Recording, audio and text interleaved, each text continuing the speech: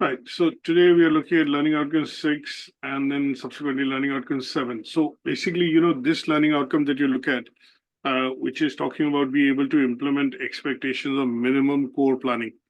This part is related to the fact that when you work as a part of, a team within a school or an educational setup, what you're looking at is trying to understand the overall aspect of how the planning is done to be able to teach and deliver, and then make sure towards the end of it you are achieving the goals and objectives set by the program leader, curriculum leader.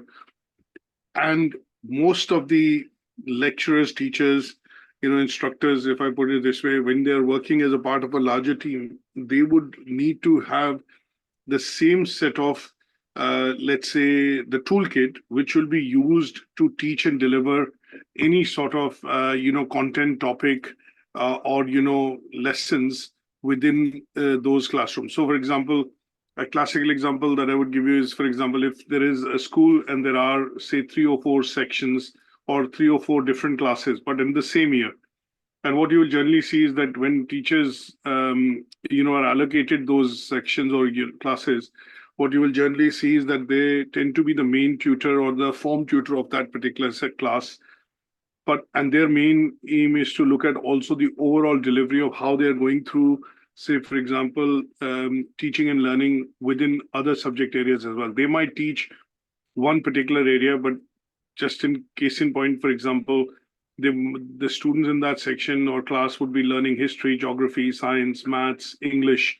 They might do other sorts of subject areas like PE, physical exercise, or drama and things like that. But the main person in the class who's designated as the tutor or the main tutor for that cohort or class, whichever way you put it, section, would be responsible for ensuring that there is an overall progress happening across the cohort. And in such cases, when you have, say, a year 6A and a year 6B and a year 6C, say, for example, there are 3 sections or classes to it, and each of this has 3 different form tutors or tutors involved. Their area and the teachers who teach different subjects to these students, maybe say 20 in a class, what they would be looking at is basically looking at a minimum core or a toolkit, which would essentially be the minimum core that they would need to implement to ensure that when they do planning of resources, when they do planning of delivery, when they look at planning in terms of teaching and learning, the way they would assess and look at standardization in terms of across the board assessments, that is where what we will be looking at analyzing or going through the minimum core elements which are required by all of them to understand as a part of a group that this is what would be required to be able to teach and learn, for this particular class or for this particular batch.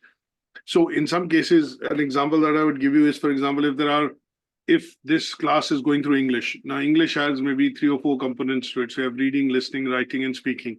Now, what will happen is when I look at planning for delivery of listening or, say, for example, speaking sessions, if it's in a language in general, look at Spanish, French, German, which children learn in secondary school. What will happen is the planning part of it for any such language, whether it's Spanish, German, or French, if one section has German, second has Spanish, third has French, the planning part of it would involve, similar set of things across how the core subjects would be delivered. So, for example, they will start with reading, they will do then listening, they would look at doing speaking, and then some extent, writing as well.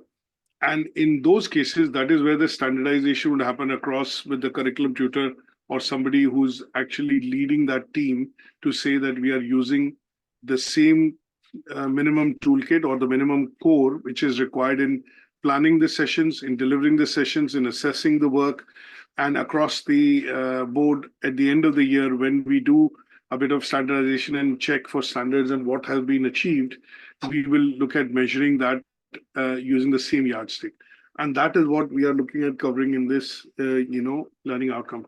It has 2 assessment criteria. So what we need to do is understand what is the minimum core elements. That's the most important thing. So when I talk about, core, what we need to understand is what is that minimum core that we refer to as a teacher. And that minimum core, could be say, for example, a set of units, a set of basic, activities, basic set of resources or basic sessions, lessons that the teacher will need to go through in order to say that, okay, the delivery to the curriculum has been done. And then what we need to be able to do is once we understand that minimum core, we need to apply that minimum core in showing how our planning, delivering, and assessing is actually helping us to do inclusive teaching and learning. That means when I say inclusive teaching and learning, again, this is a word or a phrase which comes across a number of times. Here, what we're looking at is when we say inclusive, so our planning, teaching, and delivering should recognize that all students' entitlement to learning experience, or maybe their entitlement to be able to learn from the experience in the class, respects diversity, their background, their prior experience, their qualification or academic qualifications. And me as a teacher or somebody as a teacher anticipates and considers that these learners that I have in the class might have different needs and preferences. And as long as I keep those in mind in terms of the needs and preferences, making sure there are no barriers, there is no discrimination, there is equal participation, and all learners are provided equal opportunities in the classroom, would basically constitute to what is called inclusive teaching and learning. So again, we'll break that down into the fact that we will look at simply the case that if I have learners within the class, 20 of them, and one or two have special requirements or need additional resources, then I would need to make sure as a teacher that I'm going in and obviously looking at making sure that these resources when I say resources, sometimes it tends to be IT, sometimes it tends to be handouts that you give out or additional support, guidance, less sessions that you do, interventions as we call it in schools, specifically in some areas in high school. Those are provided to those learners to be able to effectively learn and progress along with the others in terms of making, let's say, making progress and then achieving the goals and objectives. So that bit is what we need to understand in this learning outcome. Now, to begin with, what we would need to do is first understand what is that minimum core. So effectively speaking, when I look at the minimum core of planning, teaching, and assessing, that is the bit that we need to be clear about. That what is it that I'm referring to in education, further, higher school, primary, secondary, doesn't matter. So when I look at the minimum core, sometimes you will see this as aims and objectives specified in the grade descriptors in the qualification, aims and objectives, and they tend to help teachers prepare to meet the needs of the learners. That means when we look at doing diagnostics or initial assessments, we want to check their, literacy, their numeracy, their language skills, their ICT skills, and this would give us a very clear indication that the learners have the minimum set of requirements or the minimum core. That means they have the minimum set of requirements to be able to study at that particular level. And if we are ensuring by checking these minimum requirements, what we are looking at is giving learners an equal opportunity or a good opportunity for them to be able to then, be able to achieve that particular session or lesson objective or the term objective. Now, the elements of minimum core depend on which sector that we look at. If you look at school, if you look at FE or HE, there would be, say, for example, different ways that we can classify them. But they generally will tend to be, if I look at assessments, we talk about the validity of assessment, sufficiency of assessment, authenticity of assessment, reliability of assessment, and I would say fairness in terms of and plagiarism, and making sure that they are meeting all the learning outcome criteria. So that would become the minimum core for assessment. When we look at minimum core for teaching and delivery, inclusive teaching and delivery, we're looking at making sure that equality, diversity, discrimination, equal opportunities, and any special requirements are all taken into account to be able to ensure that we are looking into this as minimum requirements or minimum core elements which are required to be able to teach and deliver to the students. So for the purposes of this learning outcome, what I've done is I've taken an example of functional skills. Now, functional skills to a lot of learners who haven't studied their GCSEs in the UK and haven't done their English and maths or A levels, it becomes very important because they would need to get some basic skills that are required to be able to study, higher level courses at level 3, 4, 5, 6, 7. So here in this case, when we apply functional skills, checking numeracy and literacy in particular would give us a very good idea whether the learners have the basic minimum eligibility to, let's say, meet the requirements of studying that course. If I apply that to higher levels, for example, strategic leadership, we are looking at certain foundational skills, and these foundational skills primarily will be, related to they being able to reference, academically write, they being able to research independently, have problem solving and, creative skills, which will allow them to think out of the box, to discuss and bring across evidence in the form of case studies, assignments, reports, or other forms of reports, which could be, say, presentations and things like that. Now, when we talk about the minimum core of teaching, and I've given an example of strategic leadership. So here I would check, for example, in planning, I'm checking what is the strategy that I have to be able to cover this topic or this particular unit. So I will look at things like reading material, the academic material, which I have got, like books, articles, journals, look at presentations, and then look at also skills, which will look at also resources, which are like case studies, which will specifically be required to help learners build comprehensive skills or problem solving, which are required at this level. Now, when I look at numeracy, I look at things which are related to data or statistics or numbers in particular, which sometimes are required in some of these units like financial management or strategic financial management. And that is where numeracy would need to be, at par and have requirements of that. Then I look at ICT skills. Some of them are doing this program through distance learning, and there are requirements in terms of electronic submissions and other related areas wherein they would need to create documents and submit online. So obviously good with IT skills in terms of use of Microsoft Word, PowerPoint, and also be able to use spreadsheets in some cases wherein there is analysis and other bits required. And this part would essentially cover just the planning part of it. Now, if I look at delivery, in delivery, I have again, I have to look at, what would be the way I would teach and deliver this topic in the class. How many lessons will there be? What would be the resources that I would use in the lessons? What kind of activities will I conduct? And what will be the outcome of these activities so that I can take it to the next level of assessments? Because I can't plan activities in isolation, because activities at some stage would help me get hold of what is called, evaluations, and evaluations at some stage would need to be assessed. So my delivery has to be carefully tailored to look at how the delivery of the teaching and learning would essentially inform and help me shape up the assessments at a later stage. And again, here in terms of delivery, I might take use of IT and, projector, case studies, videos, some of the bits which are related to technology in terms of doing an online tutorial. And in those cases, I will need to take that in mind in terms of resources when I'm looking at, delivery. Now, when I look at assessing, again, I need to look at whether the learners are able to, produce an output which has been defined after the delivery has been completed, whether it's an assignment, it's a report, it's an exam, it's a presentation. And again, I would need to look at whether they are able to present data or evidence in the form of data or different types of complex data. And that could be related to maybe, say, charts, graphs, images, and, in some cases, analysis required because they have to do independent research. And that would inform that, most of the learners would then conform to submitting something for assessment, which will be in a similar format.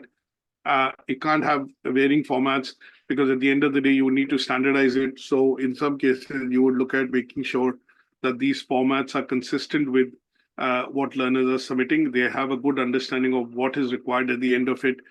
When I say at the end of it, in terms of delivery is required to be submitted as evidence.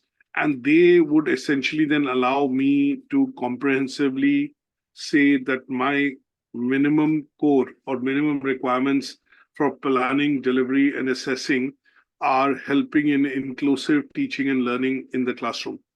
Now, if I have to apply this to functional skills, I would need to look at learners' initial ability to be able to say, that whether they have, when I've done the initial assessment, I would need to say and find out whether they are at what level of English in terms of their ranking. So are they at A1 level? Are they at A2 level? Are they at, say B1 level, B2 level, or are they at C1 or advanced? So beginner, intermediate, and advanced, whichever way you classify it. And in such cases, what I would do is when I plan the delivery of my sessions, I will need to look at the minimum core, which is core requirements, minimum core requirements, which have been suggested by Ofsted or by the Department of Further Education or the body which has defined the qualifications. And I would need to refer to that minimum core to be able to create my lesson plans, my schemes of work. And I would need to ensure that this minimum core, which I use, is actually meeting the is actually conforming to the minimum requirements which are specified by the awarding body or the organization which has created the qualification.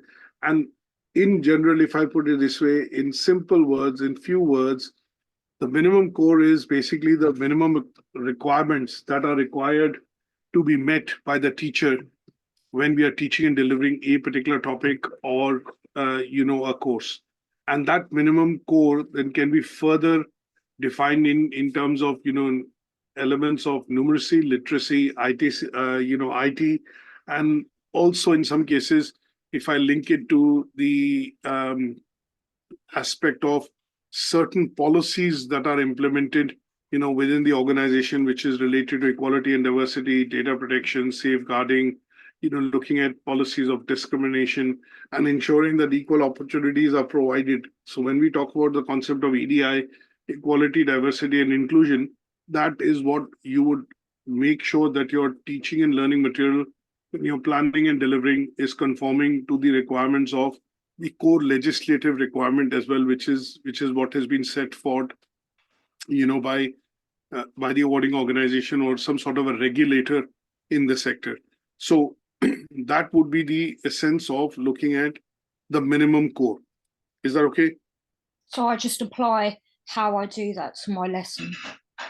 Yes. So in your case, you might just need to explain what you do in terms of planning. So when I consider, for example, teaching, just the case of English, in this case, functional skills, I would consider that each learner and they have their own learning requirements, which in turn would help me shape up some of the resources that I'll pick up for activities.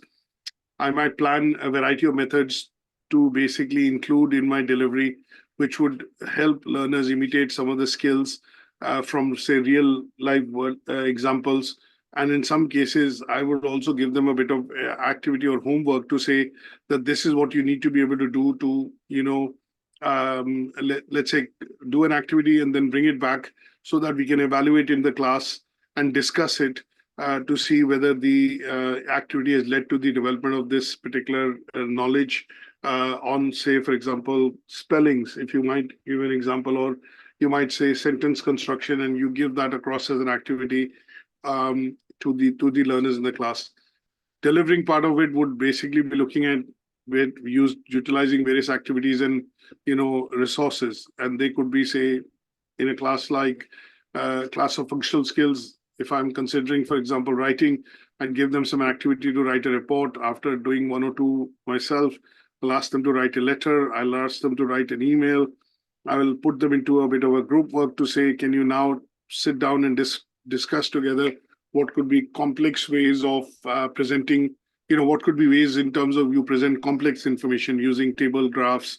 And in some cases, I would ask them to look at undertaking reading in the class on specific topics to give them more knowledge on, say, certain types of things like descriptive, different styles of writing or tone of writing or tone of, in some cases, the language and the tone of writing, which is required specifically if I'm just covering the writing section. And that would cover delivery part. An assessing part would essentially be at some stage when we have completed those activities, at some stage when it comes to the area of assessment, what I would want them to do is apply their core skills that they've gained by looking at carrying out these activities in the class or the work that has been given. And these activities then at some stage will be evaluated. So you might ask them to write a article on certain topic, a topic that you give, and that written task will look at, you evaluating their punctuation, their grammar, their spellings, and obviously sentence construction. And then at some stage, you're, giving them a grade or a mark, which will essentially confirm, or help them confirm what kind of, let's say, what kind of, understanding they've developed from a point of view of, carrying out those activities. So you could pick Can I out, just I would ask? say, anything related to your area which you feel you are able to justify and explain in three heads: planning, delivering, and assessing. So can I just ask? So obviously it's a little bit different in terms of my students and like assessing and then obviously kind of evaluating. So what I generally do at the end of the topic unit is give them like a quiz, kind of a test, and then Yeah, that for me assesses what they've learned and what they've not learned. So then yeah, obviously that's fine.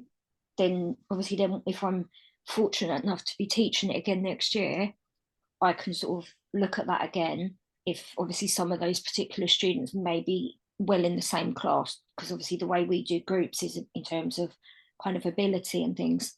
So that would be an example there I could use. So I could easily, I think, apply those three core areas to that kind of example of my RSE. That's perfectly okay. So in assessment, you can pick out any form of assessment. It might not necessarily be what you're doing. So quiz is an example that you're taking in one of the sessions. You might do another assessment in another session or a different form of it. That is absolutely fine.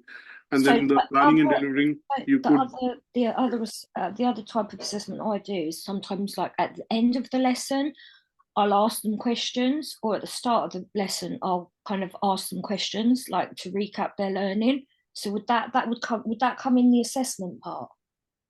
Anything which is to check and confirm Yes, a question. the delivery and their understanding will form a part of assessment. Anything that you cover in terms of how you teach and deliver, specifically when you're looking at, planning how you're going to teach, the core areas that you will discuss in terms of how you're going to approach this as a topic for delivery, that will come in the planning part. Anything that you pick up in terms of activities that you are going to use to be able to activities, then leading to resources that you use to be able to teach and deliver in the class would be a part of delivery. And the quiz part of it, asking and checking with them on question answers or questions and, asking them to confirm what their understanding is, they will essentially form a part of your assessment part of it. So planning would be anything, how you plan on paper, how you break it down, how you devise it into a number of lessons or a particular lesson, and what resources you will do, what activities you will carry out. That is on paper, that will cover planning. Delivery could be then that paper and whatever you've created as a plan to deliver, the actual practical of that being delivered in the class to the learners, whether you carry out an activity or you discuss a topic or you do a presentation or make them do something in terms of a group discussion, role play activity, that would be delivery of it. And then how do you assess? How do you confirm what you have taught, what you have delivered is essentially understood? You will confirm that by a quiz, as you're mentioning, or you do a question answer session, ask a lot of questions, open-ended questions, let the learners respond, and they will form a part of your assessment. Is that okay? Yeah.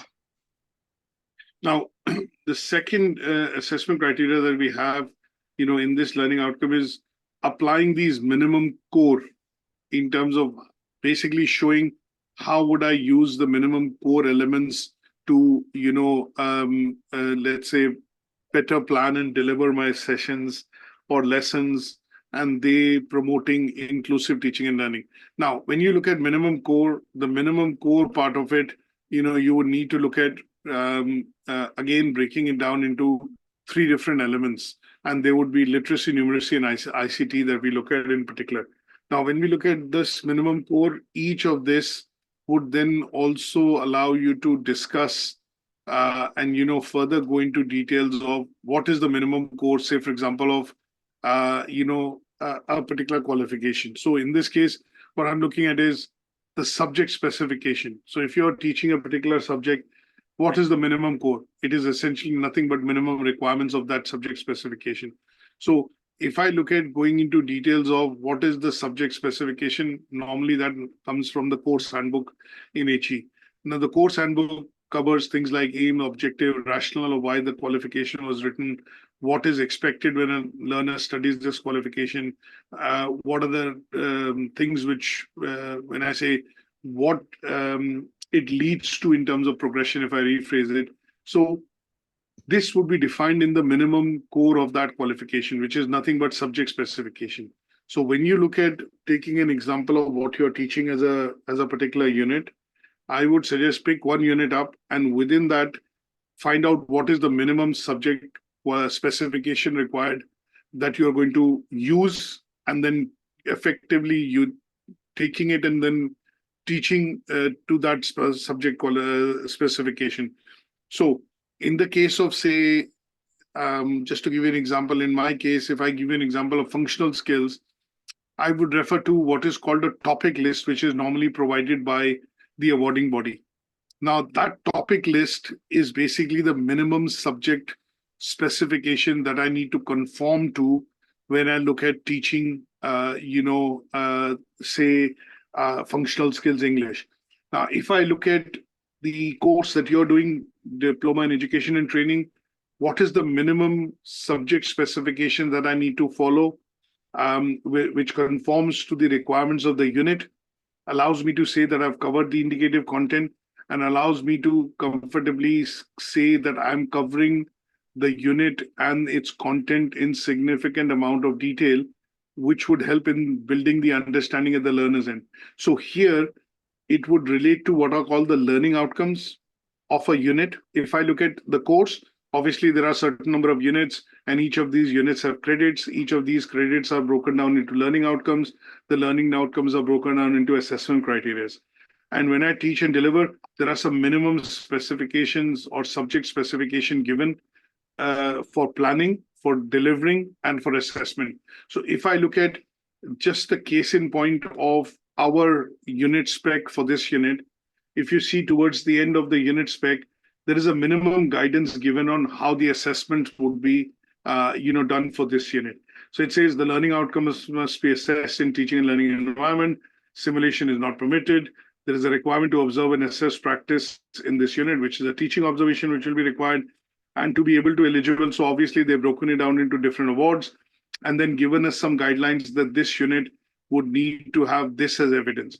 Now, this is the minimum core to which I need to follow as a teacher to be able to say that I'm teaching this unit, delivering this unit, and my planning side of things in terms of delivery is meeting the minimum core requirements. Now, how do I go about doing this? I go about looking at the learning outcome. Then I go into the indicative content of the learning outcome, look at examples, look at, for example, preparing resources in terms of presentation, maybe a video, in some cases, some additional handouts, which could be an article, it could be a case study, or it could be additional reading. And as long as it is covering the assessment criteria and hitting the assessment criteria, and the learner is able to understand, if in some cases I might need to do activities. So the activity in this case is, to look at the end of the unit, not just for this learning outcome, but for the end of the unit, one of the activities that we need to look at as conforming to minimum subject specification is having a teaching observation for this unit.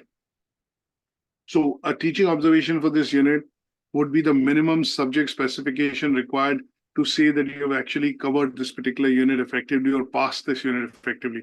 From a learner's perspective, in order to pass, we need to have an assignment and a teaching observation complementing this unit. From a teacher's perspective, it would be looking at making sure that you're delivering to the subject specification. That means you're covering the content which is required to be taught in this particular unit. You're not digressing from there, and you're providing the resources, be it through activities or otherwise standalone, for additional reading purposes, so that learners are able to effectively understand what is required to be gained as knowledge from this unit. And that knowledge, in some cases, when you look at most of the learning outcomes, be able to apply. That means you're also able to then gain a few skills after getting that knowledge by reading this unit. And that would essentially conform to what is called minimum specification or minimum subject specification So for can I reading just this particular unit. can I just ask? So I've actually got an observation booked in on Thursday when I go back. So they need to kind of be looking at what I'm covering and how I'm meeting the minimum core. Is that what you want them to specifically look at for this unit? That is correct. So at the end of each unit, what you will generally see is in this course, the minimum units that you need to cover is 8 units. Now, each of these units will have some sort of a guidance on a requirement of observation or practice. That means teaching observation. So here, what my suggestion would be when you are looking at getting teaching observations done specifically for the core units, which are mandatory units, unit 1, 2, 3, 4, the teaching observations should actually conform to what you've actually studied and learned in that unit. So if I was in your shoes and I'm getting a teaching observation planned for the later this week, then my teaching observation that I would ask the colleague to do would be to say, I'm looking at unit 2, and in unit 2, I'm looking at bringing across some of the things across, which is involving my area of developing, planning, delivering an assessment of this particular, core unit which I teach. And when you give out a lesson plan for the observation, your lesson plan would actually show how you actually brought some of the elements of the learning outcomes into, in terms of teaching and delivery, which is being observed. So you might pick out 1 or 2 learning outcomes to say, okay, this is how I planned the lesson. And the planning part of it would be then delivered in the class, which will be observed. So some part of it has to be, in short, what I'm suggesting is that when you read a particular unit, what you would essentially do is make sure that your teaching observation, which is being done, is contextualized to the elements of what has been taught in that unit. Obviously, in some cases, some of the units are very, very detailed.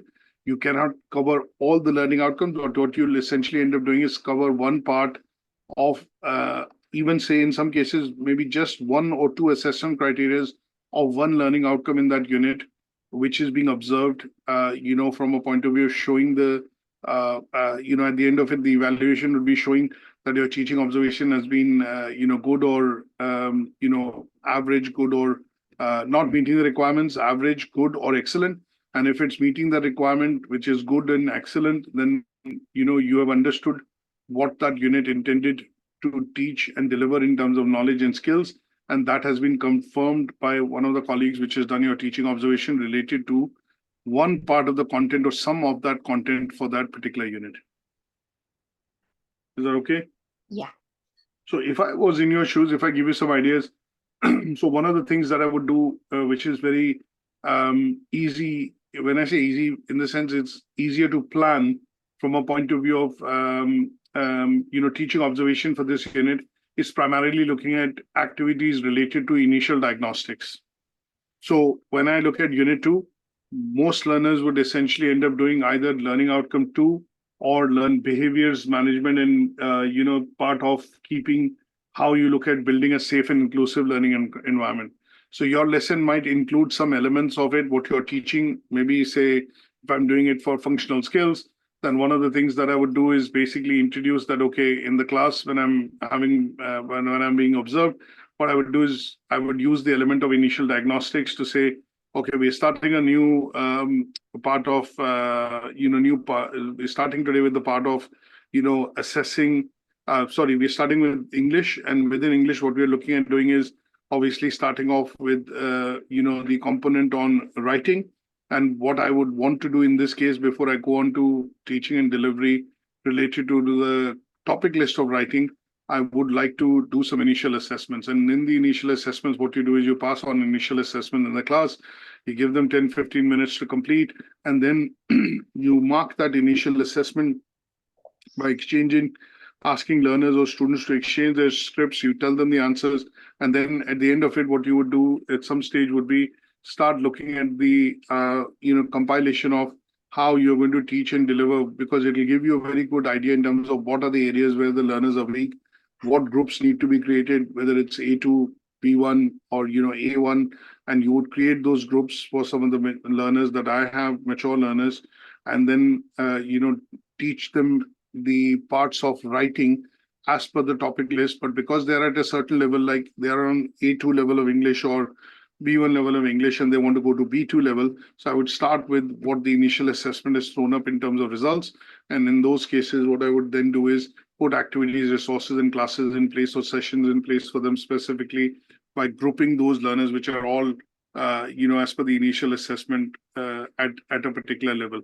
And I might have to split the groups. So there might be a group of A2, there might be a group of A1, there will be a group of B1, and these three different groups will have three different deliveries on 3 different days because they would need to cover activities subject to, their initial assessment, and that would mean that would form the base level, and from there you would actually do the teaching and learning for them.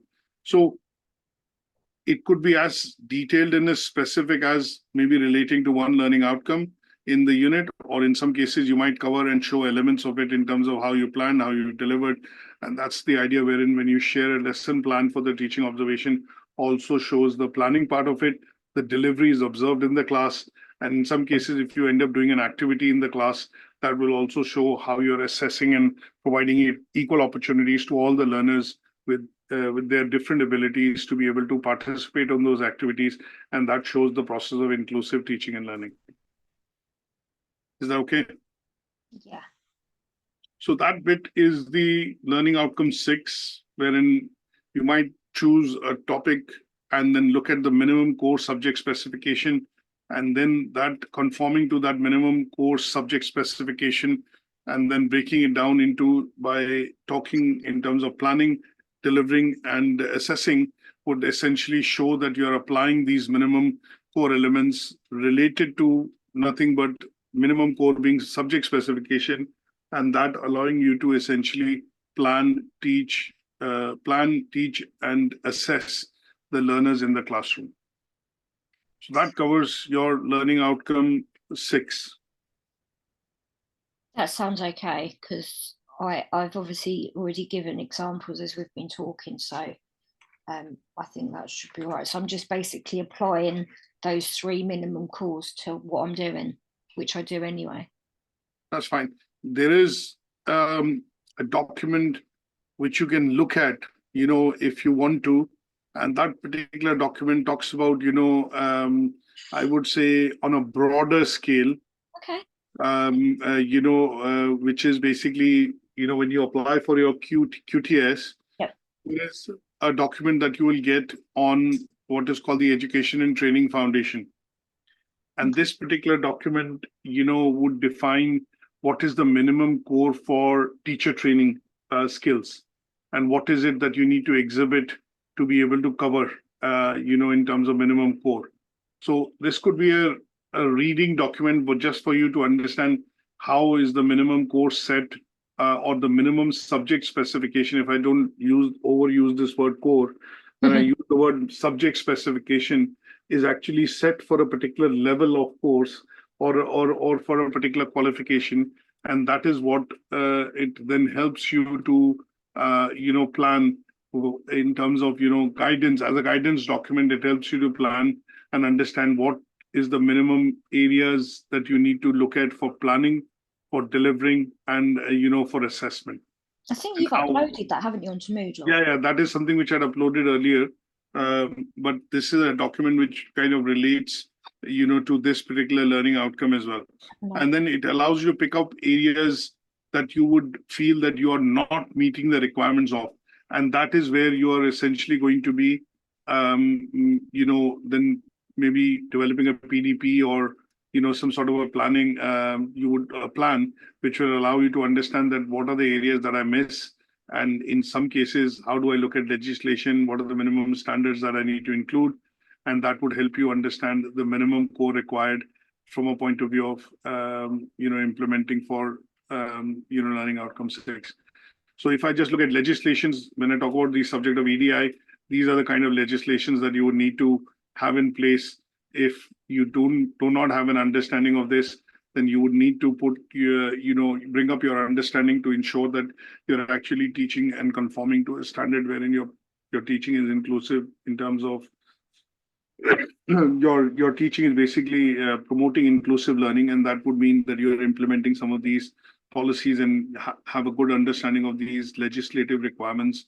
And as long as you have the understanding, you're able to then implement as and when required in the class, and that would show that your teaching is inclusive in the classroom.